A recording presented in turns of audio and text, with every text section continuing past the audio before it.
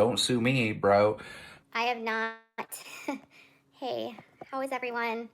Um, I have been offline for 4 days. 17 seconds in and she's already lying. She has not been offline for 4 days. Her Twitter shows this. Her YouTube shows this. I haven't checked her other accounts, but I'm sure that they show it too. Had this level of scrutiny. I've never had this many eyes on me before. I've only been on YouTube for a year and a half, and I grew very fast. I know some channels grow faster, but in terms of like hitting the over 100,000 mark and going at a rocket pace, I have made a lot of mistakes because I, one, did not know this platform very well, and I didn't understand like the community rules per se, or the nuances of what, some creators appreciate, like and don't like. And But you know social media and you know the internet. I mean, if you're going to be a kind of a dick to people, then they're going to be kind of a dick to you back. And if you put out good content and you're not a dick, then you're going to get the same thing back. I mean, the same rules that apply on social media and the internet pretty much apply on YouTube. If you know one, then you know them all. dealing with a lot of criticism, but it's been very amplified lately. And I understand why, because there's this big lawsuit out there right now that has a lot of really big claims that I can't respond to. And it has created this monster where people are trying to sort of, I think, dissect everything I do to justify what they're seeing in the complaint. See, that's just an excuse, though, really. I mean, I'm sure that some hate or opinions of Katie are stemming from this lawsuit, but the majority of it, I mean, like the group that she's always mentioning on Facebook, this group existed long before Tati and the lawsuit. But mostly it's been her reaction to the lawsuit and her reaction to everything else. That is really what's grabbing people's attention and what's giving people like such upset. In a complaint. And unfortunately, when you're in a lawsuit, you can't speak. You can't talk about it. You can't answer questions about it. You can't share details about it. You can't tell anyone what's happening because you don't want the other side to know what you're working on, and you can't, until things are filed, disclose anything. And that's been really hard because I've known this whole time, like the truth and what we're working on, and that I don't have anything to worry about. And I know I've been confident in my truth, knowing that what's being said about me is not truthful. But obviously, I can't provide any evidence. Yeah, I kind of have to call bullshit on this because if she was confident that she had the truth and her story was the truth, then she wouldn't be trying so hard to convince everyone that what she's saying is truth with video after video after video. I mean, I don't know, there's a certain sense of confidence that comes with knowing that you're being honest, that you no longer feel the need to convince everyone around you. We're facing and what I didn't do. And if you're new to my channel and like this is the first time you've ever met me, I am so sorry. Like, I have been pushed into a corner. I have been not responding the best to situations. I have been fighting for my integrity. So then stop responding. I mean, nobody's making you respond to any of this. And if you're not doing something well, then stop doing it. They know how I conduct my research. They know how I do my videos. They know I make mistakes. They also know that I will be the first one to admit if I F up. Like, I am for sure the first person to apologize if I upset someone.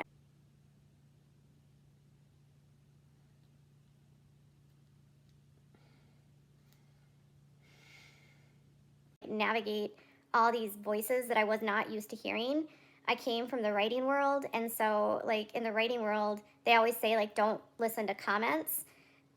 And I should have just maybe taken that with me and taken that to YouTube. But I feel like this is making excuses. Like, how do you not know to ignore comments when you're writing, but not over videos? And I want to say that the person who kind of is known for saying ignore the comments was a YouTuber.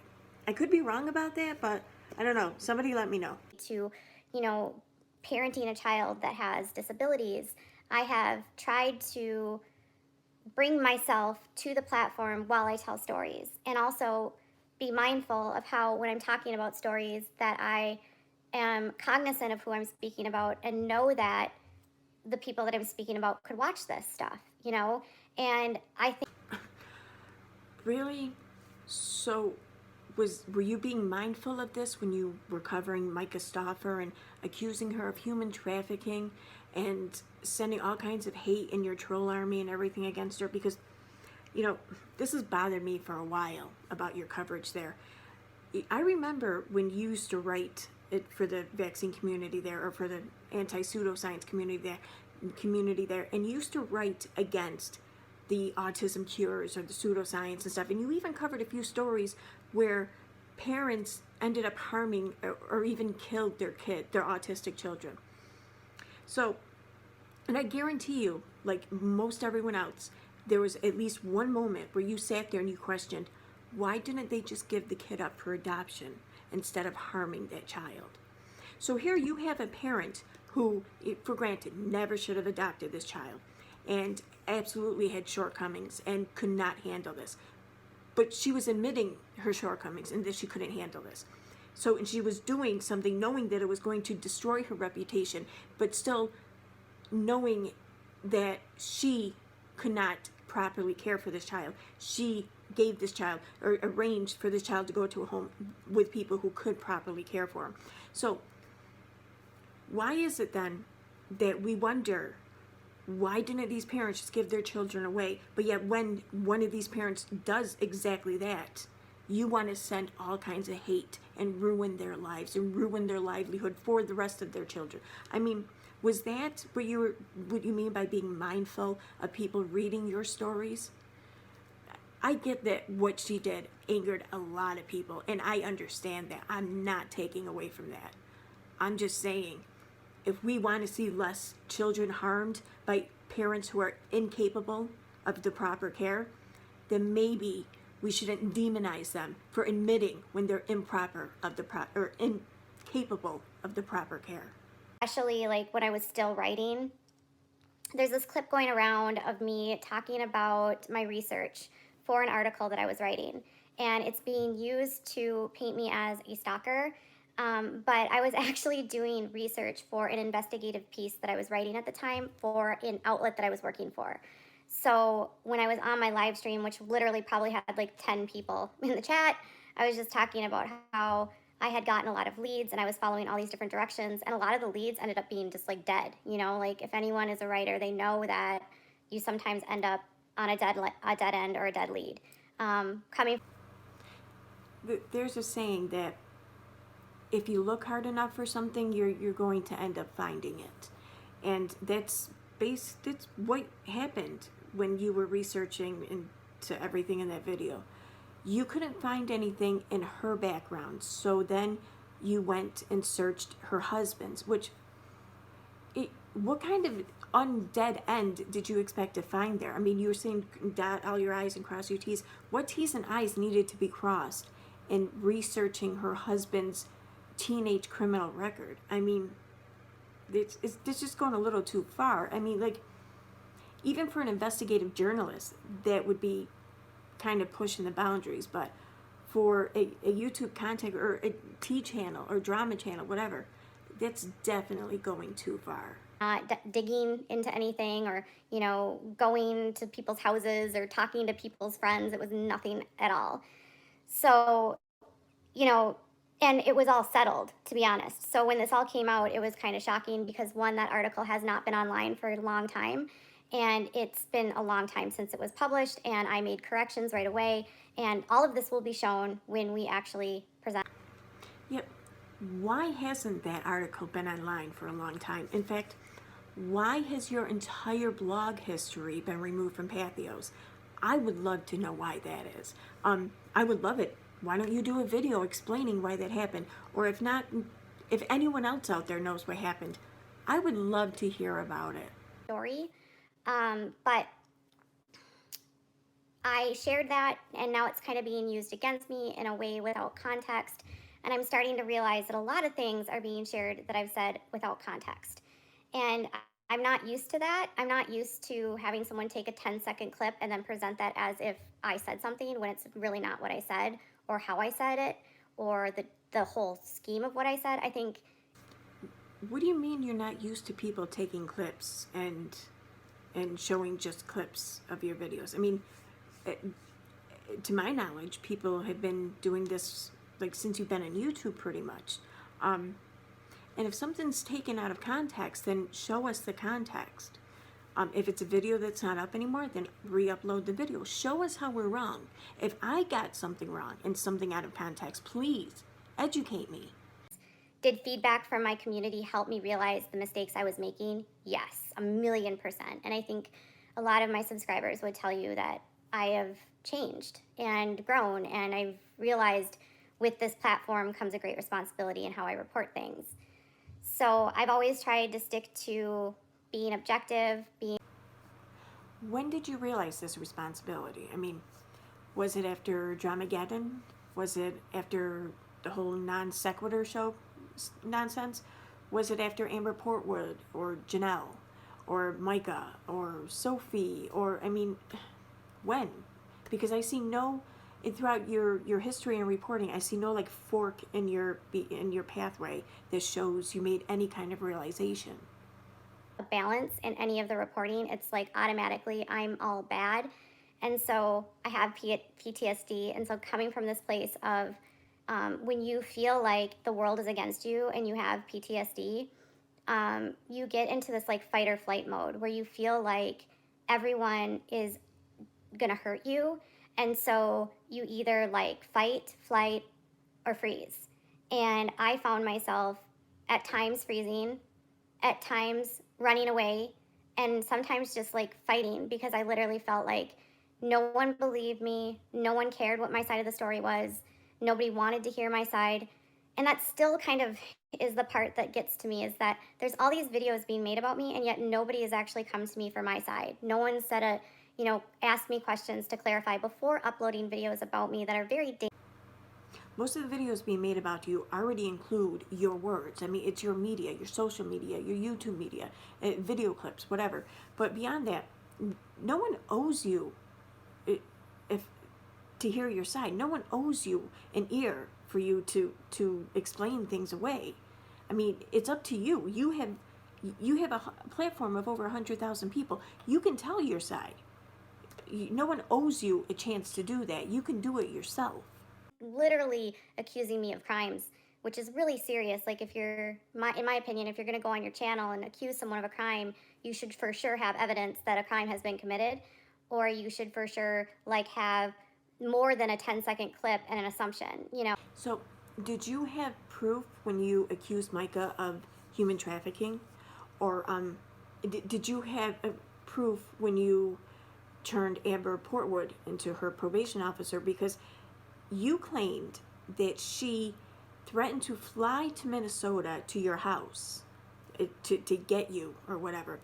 When we all saw her Instagram live, the only thing she said was that she knew you didn't have a job. She knew your phone number or whatever. She knew your address because they had to get it for court reasons so you could get what you would be getting or whatever. I mean, she clearly said that that's what it was for. It was not a threat. She made no mention of an airplane, no mention of going to Minnesota, no mention of getting you, but yet you turned her into her probation officer.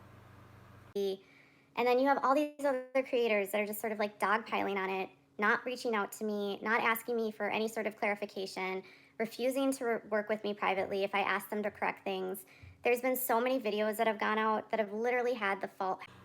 I think the reason why other content creators have been getting involved and taking such an interest in this and making videos is because for close to a year now, maybe even more, you've been going after other content creators, like largely. I mean, we're not talking about just some actors or whatever on a TV show. We're talking about other YouTubers, people who do exactly what you're doing. That's who you've been going on. That's been your target audience, your target stories. I think that's why they're becoming so involved. Talking about me, and that's not true at all. I can't talk about the actual restraining order case. All I can say is that there was evidence, there was no perjury that was committed, We did have the restraining order. It was granted by a judge in the state of Minnesota because of the mountains of evidence that we had. It was not because somebody was talking about me on YouTube. It had nothing to do with that. In fact, I mean, it partially did, but it was way more than just. Yes, you were granted the 2-week restraining order there until you guys went back to court and he was able to present his side and everything. And I'm not sure exactly what happened in court there, but all I know is there was no more restraining order after that. You see, you went in there with mountains of evidence. I'm curious, did you go in there with all the evidence of the things you said about that person or how you instigated the situation? Because I mean, it was just recently that there was a clip. I put a clip of yours in a video where you accused him of not being mentally well. I'm curious. I really want to know. Did the judge see that one? I'm thinking that the judge didn't see that one. In a private server, when this person has also said their last name on their channel and on Instagram and has posted public pictures and done all of these things, like, it defies logic that I somehow become the villain when this person, the only reason I cared to even look into this person was because she falsely published something about me and refused to correct it. And then somebody told me, well, I'll do a video that shows that she has lied about other people. Okay. So that's how I got there. I literally Googled her name. It came up. It was under the recommended searches under Google.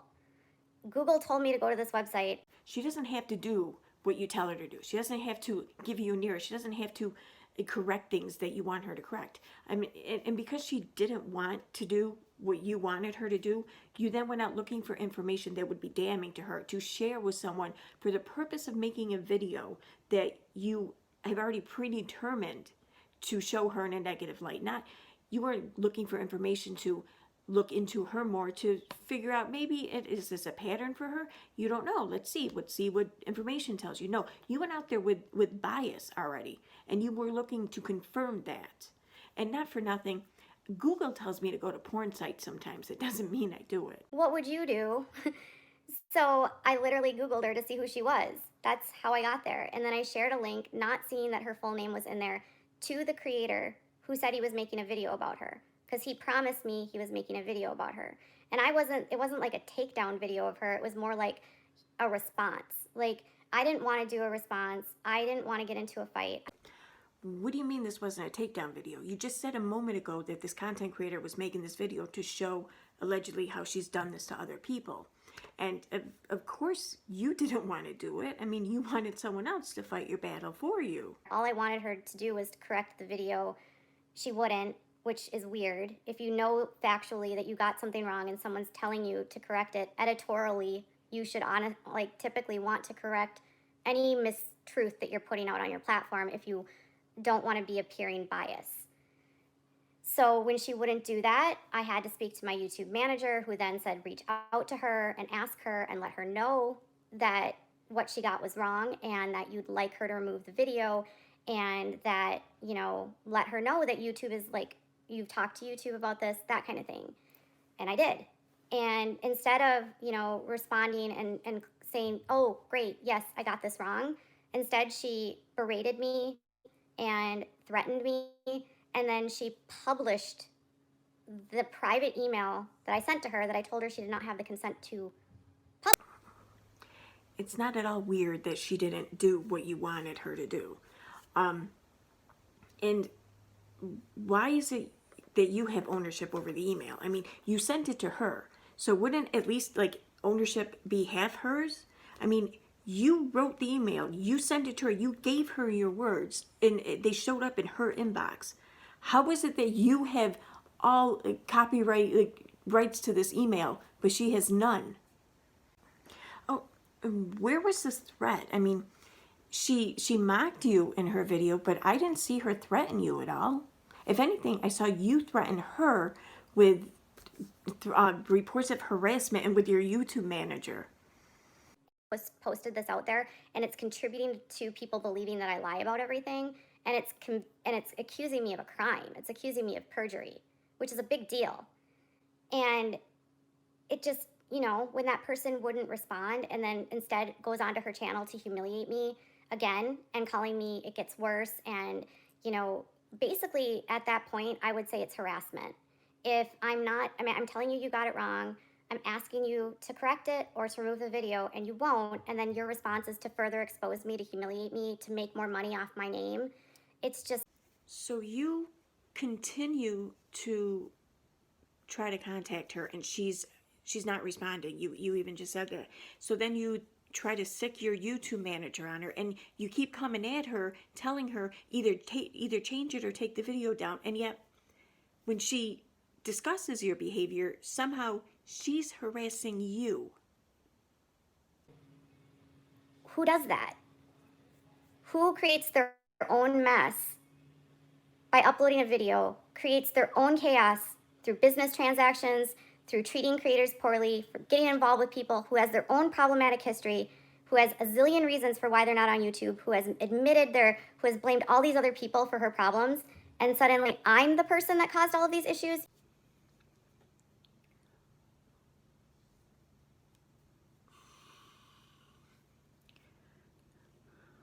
Do moving forward. And first off, this is not an apology video. So I don't know if you're coming here expecting apologies, but this is definitely not an apology video.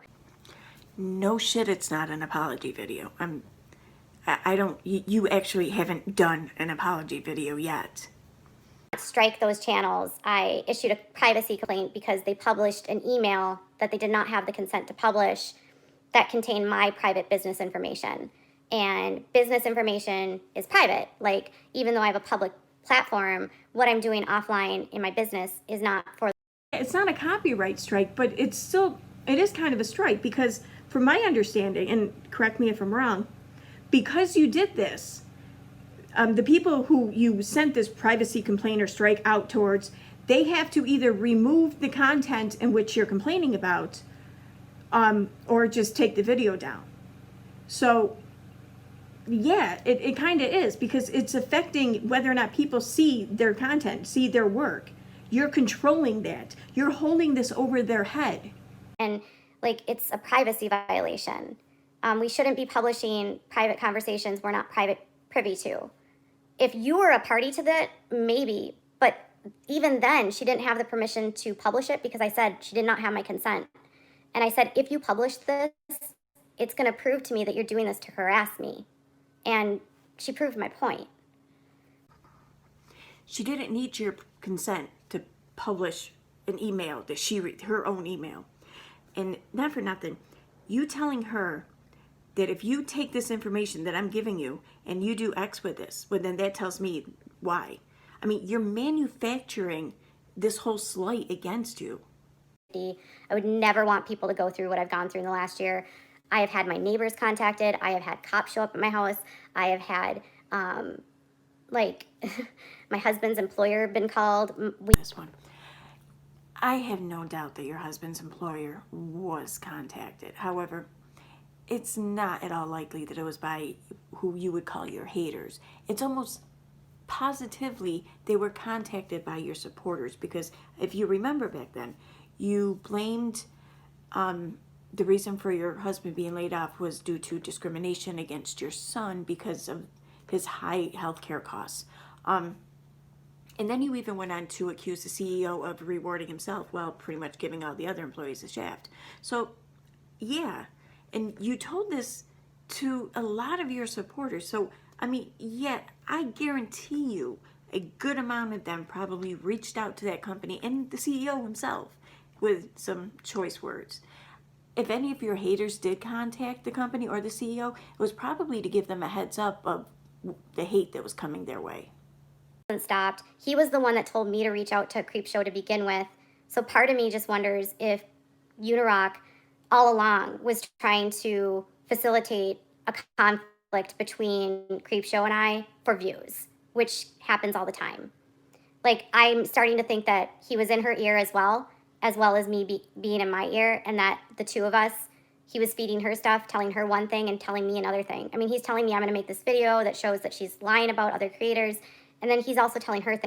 The only shitty thing here is that you tried to get him to make a video that would have possibly ruined her reputation as a creator, and now he won't do it, and you're upset and throwing a temper tantrum because you can't convince people on YouTube that you're the victim here. I mean, it's like nothing changes. And stop this hate, allow there to be the space for both sides to be heard, and to stop driving so much hate to one person, because cancel culture as a whole is ultimately deplatforming someone. It's saying your position and opinion is wrong and you don't have a opinion.